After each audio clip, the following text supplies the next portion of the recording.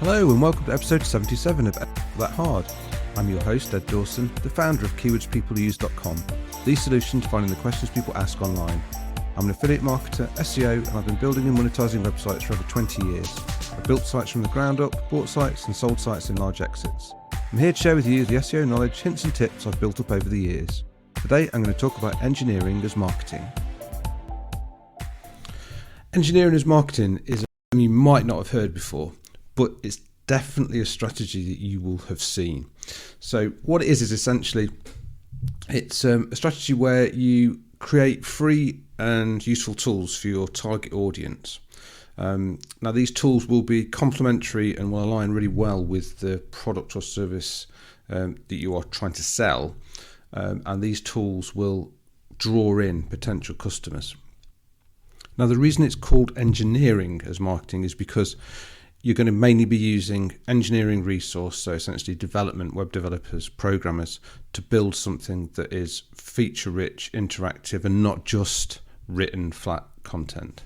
And the key thing with any engineering as marketing product that you create is you're going to want to get people's contact details. You're essentially generating leads for yourself. Now, an example, and the most common example that people share, is the website grader by HubSpot. And you can just Google, HubSpot website grader, and you'll find a link to it.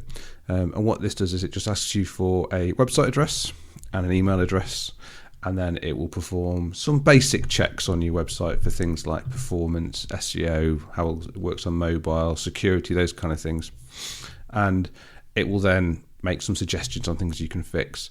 And what this is it's essentially a way for HubSpot to A, get your contact details so they can obviously remarket to you, and then B, also start making suggestions to you right now for things that you can do. And these things are things that their product can help you do if you choose to go down that process with them. So this is a great example of a tool that people will find useful just in its own right. It will also get people to link to it because people will share. It's very shareable because of what it does and how quickly it does it.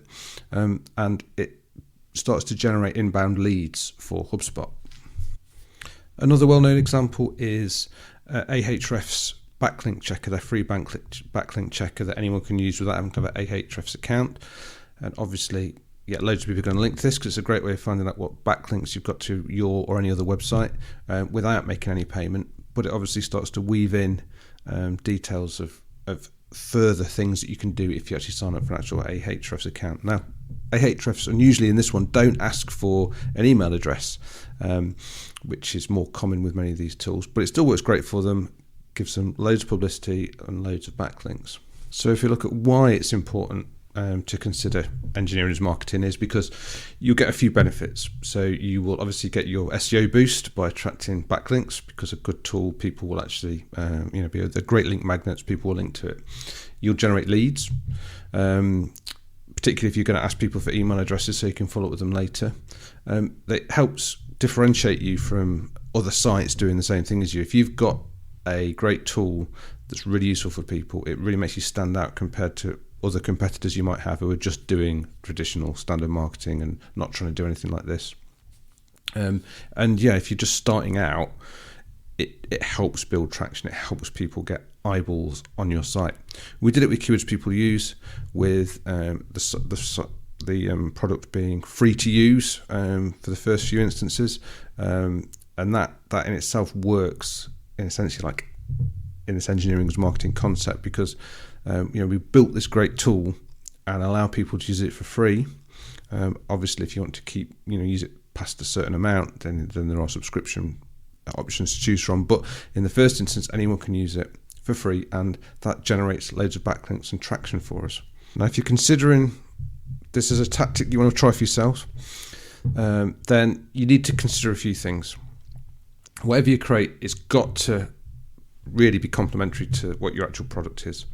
There's no point doing a sort of a cake baking calculator if what you're trying to sell is car parts.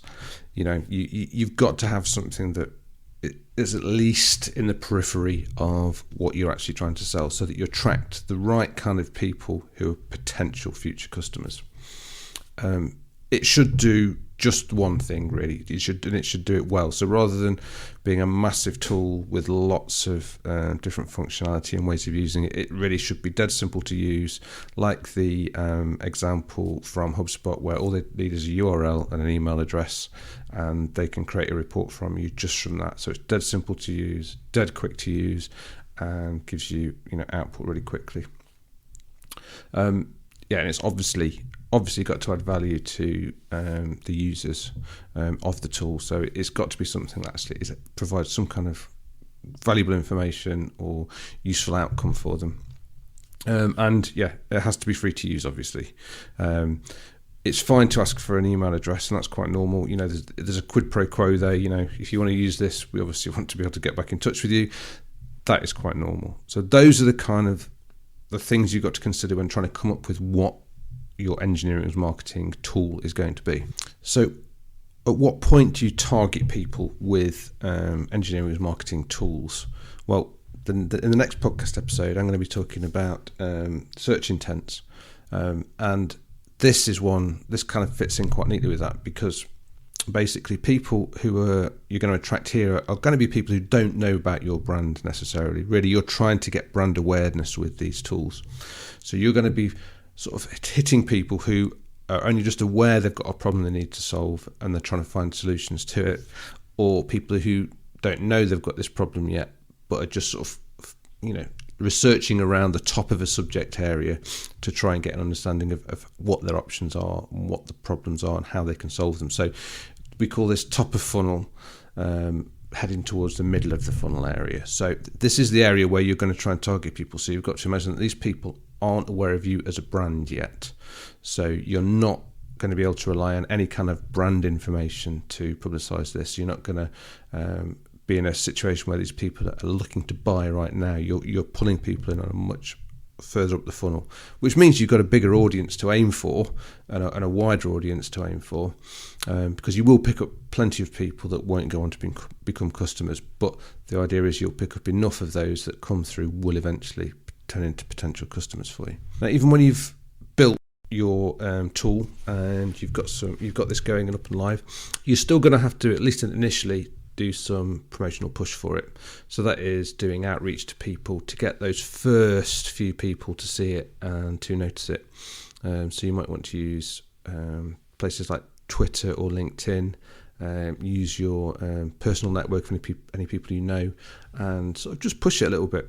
The great thing is, once you get your first few links, your first people using it, the ball, it will sort of become like, a stone that rolls downhill. It will gather traction on its own in time. But you're always going to have to give that initial push, so do bear that in mind.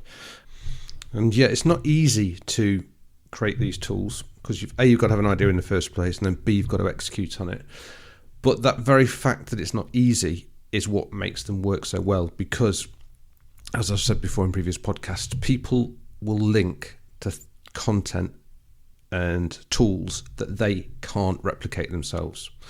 So this is why, if you take the time and effort to engineer one of these tools, then done right, it will sort of build a life of its own, and it will generate those links and it will generate those traction, because you've put something unique out there that is very hard to replicate, and that will set you up as your brand up as an expert in what you do, will get you those links, will get you those customers coming at the top of the funnel, and will set you on a path that is unique compared to all the other sites that are just doing written content to try and attract people. This is something that really sets you apart. And it's definitely a strategy. I mean, it's a strategy we've used, and it's one that we'll continue to use in the future. And it's probably really my favourite strategy of all the different available strategies for getting links, getting customer eyeballs, getting leads, and moving your flywheel forward. So that's my takeaway for you today. Start thinking about what tools you could start to be building for your audience that will get your business moved to the next level. Thanks for being a listener. I really appreciate it. Please subscribe and share. It really helps. SEO is Not That Hard is brought to you by keywordspeopleuse.com, the solution to finding the questions people ask online. See why thousands of people use us every day. Try it today for free at keywordspeopleuse.com. To get an instant hit of more SEO tips, then find the link to download a free copy of my 101 quick SEO tips in the show notes of today's episode. If you want to get in touch, have any questions, I'd love to hear from you. I'm at Channel 5 on Twitter, or you can email me at podcast@keywordspeopleuse.com. Bye for now, and see you in the next episode of SEO It's Not That Hard.